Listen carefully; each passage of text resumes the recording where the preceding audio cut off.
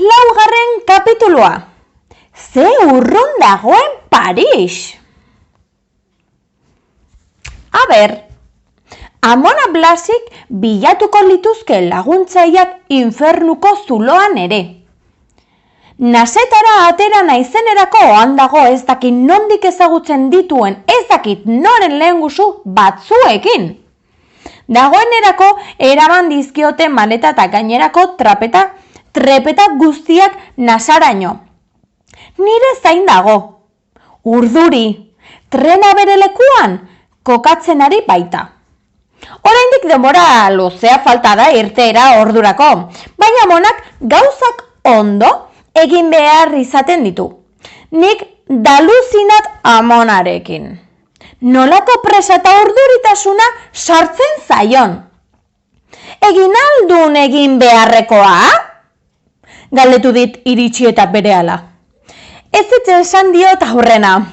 Pixka bat haserretzeko. Baina gero gogoratorri zait esplikatu beharko diodala gurasoei baimenik eskatu gabe abiatu naizela bidaiara. Eta harrokeriak irentsi eta esplikatu diot nola den txartela egiaztatzearen kontu hori. Mutilatsegin batek dena esplikatu didala esan diot. Patxoarena ez diot kontatu. Bitartean, tren gidari hor ibili da trena orain pixka bat aurrera eramanez eta gero pixka bat atzera ekarriz. Ez dena ondo dagoen frogatzeko edo. Jostaioarekin jolasean ari den umearena irudira. Halako batean geratu da. Eta eman dute barrura igotzeko baimena. Nik uste nuen tren apaina eta dotorea izango zela. Pentsa! Parisera doan trena! Baina aukeran zarpaitsua eta usain txarrekoa sumatu dut. Amonaren laguntzaile berriek igo dizkigute maleta eta gainerako guztiak eta non eseri behar dugun erakutsi digute. Gero, joan egin dira, Amonari diosala egin eta niri zer neskapolita esan ondoren. Gaur lekuan eserita gaudela ikusi dut geltokiko mutila pasillotik datorrela. Lehendabizi masaietan epeltasun arima sumatu dut. Baina hurbiltzen ari den neurrian sekulako berotasuna. Konturatu naiz gorritzen hasi naizela. Norako morrua eman didan, ni zergatik gorritzen naiz gutxien behar dudanean. Desastre orokorra izan da, konturatu naizenean mutil katxarro hori gure departamenduan bertan joango dela. Ia aurrez aurre. Zeinek esan behar zira munduan dauden pertsona guztietatik zein? Eta musu ausart bakar bat ematera atrebitu naizen mutil hori etorri behar zuela gure tren bagoian. Daluzinat! Probabilitateen legeak ezinezkoa egin beharko luke horrelako zerbait, ezta? Saiatu naiz Amonari tinko begiratu eta beste mundu batean murgildutako norbaiten itxurak egiten, baina begiak mutilarengana joaten zaizkit. Eta haren begiradarekin topo! Egiten dudan bakoitzan nire hile laburren sustraieraino gorritzen zaizkit. Gorritzen naiz. Olatu gorria bularraldetik hasi eta betileetaraino igotzen zait, eta ez dakit zer arraio egin. Alde daukadan gauza bakarra da, bera ere gorritu egin dela. Gustura aterako nuke sakelakoa, eta edozein txorakeria egiten hasi. WhatsAppeatu, edo zerbait begiratu interneten, edo nolako guraldia datorren ikus edo ezakit zer, baina telefonoa debekatua daukat. Trena martxan hasi arte ez dago telefonorik. Horixe bakarrik falta zait. Telefonoarekin tontakeriaren bategin amaren deia ustekabean nirera ailegatu eta ama gure bila etortzea. Horrela nagoela, tripak jaten, hasi da halako batean trena martxan eta baita nire burua ere. Ezinbestean egin beharrekoak gogoratzen hasi naiz, baina neureak zehaztu aurretik amonak belarri aurren jarri dizkit bereak. Zer ditugu oraintxe bertan egiteko? Lehenengo, txartelak balidatu, ondoren hire amari deitu irten garela abisatzeko. Gero, eta sakelakoa atera du. Hor zegoen gure amona, super speedy, hiper arriskutsua. Ez amona, zu zaude lasai. Zaindu ezazu kaxako piztia, ni banoa gainerakoak egitera, pasilora irtengo naiz gauza konpontzera. Eta ezer esan aurretik ziztu bizian joan naiz departamentutik kanpora. Ez dago tren zahar honetan leku askorik txokolasai bat neuretzako hartu eta dei batzuk egiteko, baino bagoi sarrera ondoan topatu dut bat. Aitari deitu diot. Aita, Pariserako goaz amona eta biok, trenean gaude. Ez dut hartu aitaren aurpegia irudikatzeko denborarik, eta ez diot utzi nahi eta ez eduki behar duen harridurarik ateratzen. Esan diot. Amari komentatzea ahaztu egin zait, esaiozu zuk zeuk. Bat zor dizut, handi bat, musu bat, handia ere. Telefonoaren beste aldetik eztarriko lakarrak kentzen sumatu dut. Esan diot badazpada ere. Tunel batean sartzeaz goaz eta seguru asko galdu egingo da konexioa. Aio, asko maite zaitut. Eta eseki egin dut. Maite duzu norbaiti sekulako alukeria egiten diozuenean sentitzen zaren maneran sentitu naiz. Baina ez da damuturik egoeko unea. Hartu dut arnasa 3 aldiz.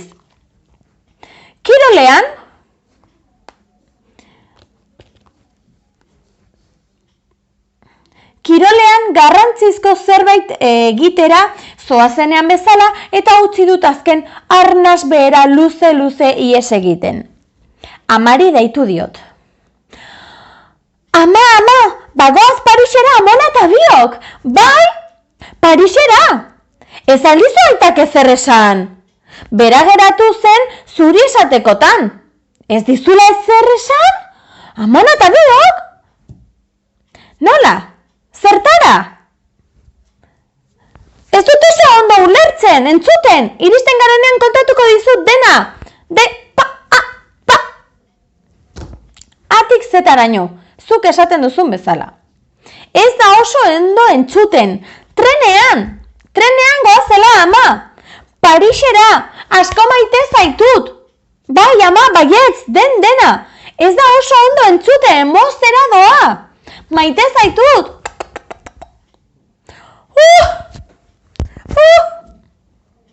Hile baten ertzaren erdiagatik. Asia zeukan martxan galdetegia, interrogatorioa eta 3. graduzkoa. Ez dakit oso ondo zer den 3. gradua, baino amak hori erabiltzen du, zuk esan nahi ez duzuna ere esan arazteko. Dena ateratzen dizugu, baita ezkutuan eduki nahi duzuna ere. Baina hile baten ertzaren erdiagatik gaindituta dago 2. froga. Egin dut balioztatzea. DBH-en hasi garenetik irakasle jendeak erakutsi digu balioztatze deitu behar zaiola ebaluazioari. 1 eta 2, aita eta ama. Orain partidaren 3. atala dagokit, amonarengana joan behar dut. Eta gauza konpontzeko kaka beste pixka bat nahaztu. Hau da, aita, ama, amona, eta telefonoaren historia honetako kaka nahastea ondo irabiatu. Amak deitu aurretik. Amak amonari deituko baitio. Seguru. Arrapaladan sartu naiz departamentuan. Eta amonaren aurrean eseri, korrika eta presaka. Mutilak irribarre egin dit. Beste aldetik. Ez diot kasurik egin,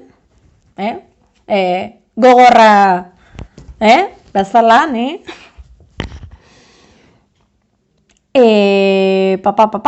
ez diot kasurik egin. Orain ez nago txorakeria eta ligeetarako. Gero berando xeago. Amona, ez dakit zer gertatu den, baino gaizki ulerturen bat izan da. Amak ez omen zekien gu Hungariara gindoa zenik. Zer? Ez agian esan bada? Gaizki ulertu bat? Aitari esan nion, eta gero hark, kontua da gauzak ez daudela ainargi, eta uste dut ama urduri xamar dagoela. Berak deitu aldu? Amonak. Beldur pikin bat sumatu dut haren begietan. Ez, Amona! Nik deitu dio Pariserako trenean gindoazela esateko eta orduan izan da. Gero galdu egin dut deia, badakizu trenean. Gainera hau Frantzia da. Tira, badakite Euskal Herrian gaudela oraindik, baino telefono konpainiek beste estatu batetik deitzagatik asko kobratzen omen dute. Eta hori... Eta hori... zer? Amonak eta hori zer? Esan duen une beretik dakit gauzak argitzeko garaia iritsi dela. Mean pilau. Nik gauzak ilunetik eraman nahi nituen. Bilarrean jokatzen deneran, 3 bandatara. Bolak jo eta ea txiripaz karambola ateratzen den. Baina gauza ez izan hain erreza. Nire jokaldia ez da oso dotore atera. Aitari sekulako Brown sartu diot. Ez da nahikoa izan. Ama ere ez dut konbentzitu. Alarma guztiak piztuta egongo dira. Amona argibideak eskatzen ari zait. Ezin ukatu. Ez, karambola ez da oso ondo atera. Eta hori zer? Errepikatu du Amonak. Badakit erramaitu dela elkarrizketa. Amak bezalaxe. Amonak ere badaki zer den 3. gradua. Banekien badakit. Gezur eta iruzur azkenean dena nire gainera. Banuen beldur bainik. Nola hasi behar dut nahaspil hau argitzen. Listua irentzi eta irribar egin diot beste aldeko mutilari. Indarrak hartzeko edo. Gero Amonarekin nola jokatu erabakitzen hasi naiz.